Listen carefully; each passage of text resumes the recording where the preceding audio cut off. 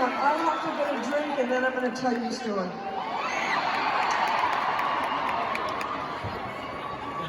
Okay, you've told it. This ain't no real drink, it's Dr. Pepper. Okay. How do you like my beautiful natural blue hair? I had natural orange curly hair, but now it's gone. It all fell out and this came in at the same time. All right, so I'm going to tell you the story, and if you've heard it before, this is it again. And I remember one time, I came back here so many times, it was 5 times. And at the 5th time, I don't know why it took me 5 times, but the 5th time I went, has anybody in the audience ever seen this show before? Yes, ma'am. And I was so ashamed, because I've been saying the same thing. All right. Okay, so I'm going to tell you the story, and if you've heard it, just close your eyes. All right, and I promise every word of it is true. And, all right. So this story is about how it took me 2 days to turn 40. By Cher. All right, so it was May the 19th, and I was at my favorite club, Heartbreak, and I was with my best friend, Polly, and yeah, we were sitting on red leather banquettes, and you know, they're like half circles, and then the table fits there, and they all have like little buttons, and then there's a back part that is your resting thing. But so Polly and I got up on the top of it, and we were like that. I was more like that than she was, and we kind of looked like hookers. But she looked more like a hooker than I did. She's not here, she's somewhere else. So anyway, my dress was up to here and my top was down to there, and all I could think of, honest to God, all I thought was, oh my God, you're 40 and you're still so hot.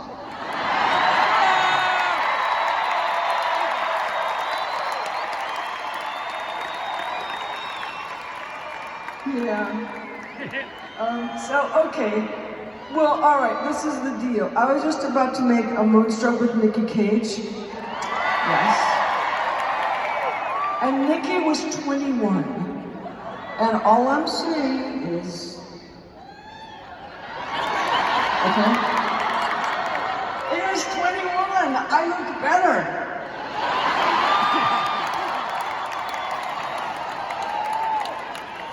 I adore him, though. Okay, so Polly and I are having a great time, and we're looking around, and it's just so exciting. I'm just excited, because it's about to be my birthday. And then we're looking around, and I see, whoa, the cutest guy I have ever seen. And I told Polly, but she was like, I said, Polly, don't see anything, don't look now. And of course she was like, huh? So anyway, so I was looking at him, and we were looking at each other all night, and then, I don't know, it was just a mess, and so I got bored and I left. And I had been staying with my friend, with my lovely friend, in his hotel, and he had just gotten out of, jail is the short one and prison is the long one. And he had just gotten out of prison for tax evasion. Like you do, and he was letting me stay there, and he owned Studio 54, and I think that's kind of where the tax evasion probably happened. So anyway, I went to sleep, and I was dreaming fabulous dreams of being 40, and then in the morning, early in the morning, my telephone rings, and a telephone is such an old word, isn't it? I just gave my ass away. All right. Yeah, typewriter. Yeah. Okay, and so the man on the other end said, Cher, it's me, hi, it's George Miller. And I said, hey George, and George Miller was the director of Witches of Eastwick. Yes, but no clapping. We'll be sorry. Okay, so I said, hi George, and he said, I just wanted to tell you that I don't want you in my movie, and that Jack and I well, we don't think you're sexy and you're too old. And it was like, good morning, 40.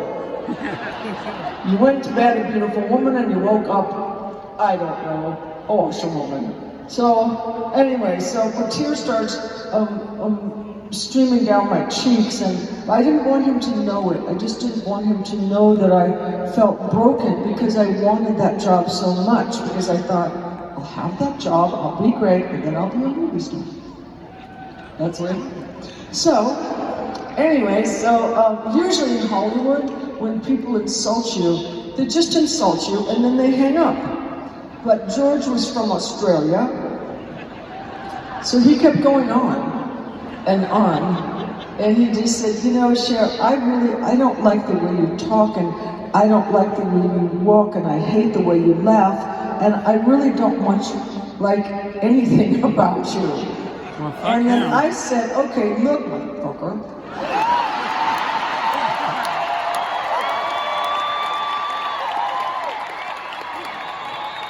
I said, you didn't find me under a rock. I was nominated for an Academy Award for So Good. And I won the Best Actress Award at Cannes Film Festival for Mask. So click. Back out of the way. That's what happens when tourists get angry. Anyway, the tears are still streaming down my face, and even though I was being brave, I was heartbroken, and I was kind of crushed. So my tears were just, I couldn't really stop them, you know, and there was even like going along with them, and which is always great for an actress. Anyway, so then all of a sudden I'm crying and everything is broken and everything is terrible, and all of a sudden I think, oh my God, these are fabulous tears. These are the kind of tears you think of. If you look down like that, you kind of look like a Madonna. And not the blonde one. Oh, that's good. Oh, Madge can take care of herself. Yeah. She's a big girl. So at that moment, my kids come in. And they have a big cake, and they have two bellboys carrying it, and they're singing, you know, happy birthday to you, happy birthday to you, happy birthday dear Mom, happy birthday to you. And then they look at me and they go, Mom, what's the matter? Why are you crying? It's your birthday, why are you crying? And I was like, because, my darlings, sometimes when ladies, young ladies, are upset and they're overwhelmed with happiness, sometimes they don't know what to do, and just crying just starts spilling out of them because they're overcome with joy and excitement. And they said, okay. And I went, all right, now run along and we'll have the cake later after 7:30 in the morning. So, I forgot to tell you. All right, I always do this. Okay, so you know I told you I was staying with my fabulous friend from prison, and I owed him $28,000 and I didn't have it. All right, and there's another thing. Now, this one won't seem, this one's going to seem so far to the left. It's going to be like Bernie Sanders, that's how far to the left. Okay? So, I just looked that up. It's the best! I'm hilarious in English. Okay. Wasn't that funny in German? Like you do. Alright, so, anyway, so for a long time, for years and years and years, David Letterman, the producers had wanted me to be on his show, but I never wanted to. Okay. Now we're cooking with gas. Alright. So it's 3 days before my birthday, and I get a call from the producer, and he said, Cher, how would you like to spend your birthday with Dave? And I went, I would love to, for $28,000. And he said, well, we don't do that. And I said, well, then neither do I. So, and then 20 minutes later, he called me back and said, okay, we're gonna do it. And I was like, choo-choo. And but while we were on the telephone, such a stupid move on my part. He said, "So tell me, Cher, why haven't you ever wanted to do our show?"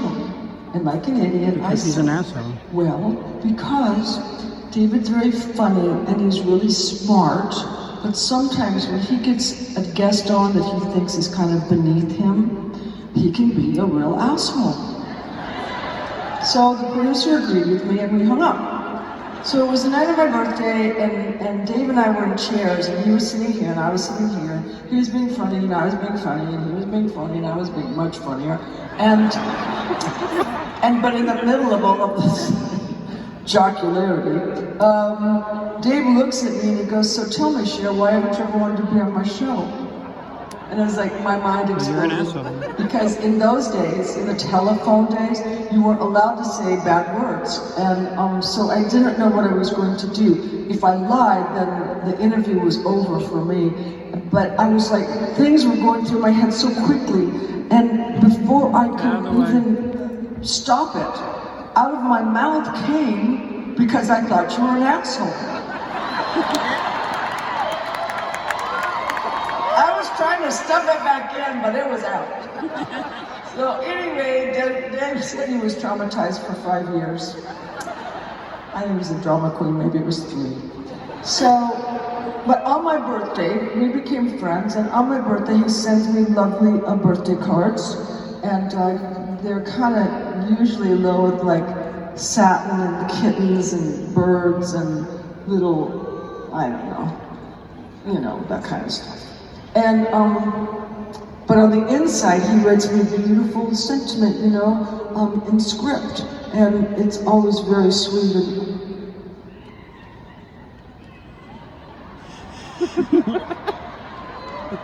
Script is a thing we used to do. And it's curly. And I still do it. I have my Oscar Wilde fountain pen. And I still do script, but you're never going to need it. So okay, so where were we? All right, so at the bottom of this last beautiful birthday card, there was a P.S. And the P.S. said, "P.S. My mom always likes Sunny better."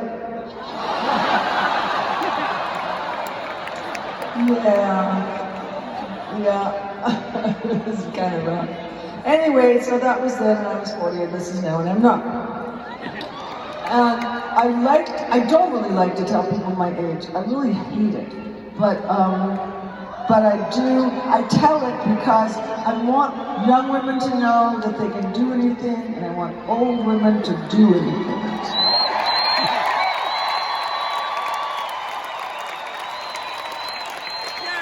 So I'm going to tell you my age, and you won't be able to stop clapping.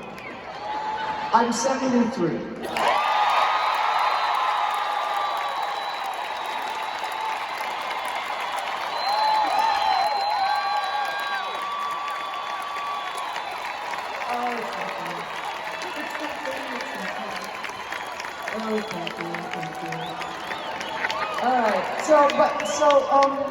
The other day I was listening to this woman, I don't think she was anywhere near my age, but she was going, "Oh, I'm so happy to be older and I feel at peace with myself and I finally know what I am and who I am," and bullshit. Just saying, okay? And so sometimes I wonder if people clap because I'm still alive, or I can still get into my costumes. Yeah, it's kind of a toss-up. All right, but so what I want to say to women, young women, is that, What about your gay and boys? I always pretend they're over there, but you might not want to have blue hair, but you might want to have the equivalent of blue hair, and so this is your one time around. So if you have a dream, do it. You know what I mean? It's not a dress rehearsal. Now, for the older women who are not here, but I always pretend that they are,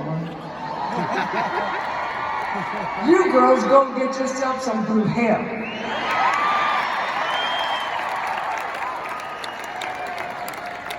All right, so I'm going to go before we start this extravaganza, but I just have one thing to say to you, and that is, what's your granny doing tonight?